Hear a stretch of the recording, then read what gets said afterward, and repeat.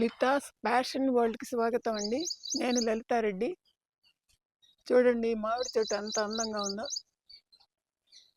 దీని కాయలు చూడండి ఎన్ని కాసినాయో, చాలా బాగున్నాయి కదా. చూడండి, ఇది సంవత్సరానికి 3 టైమ్స్ కాస్తుందండి. పండిన తర్వాత ఫ్రూట్స్ తినొచ్చు, పచ్చిగా ఉన్నప్పుడు చాలా పుల్లగా ఉంటాయి. పప్పులో వాటిలో వేసుకోవచ్చు అనమాట.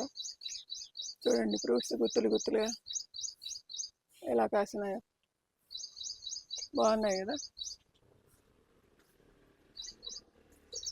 చూడండి,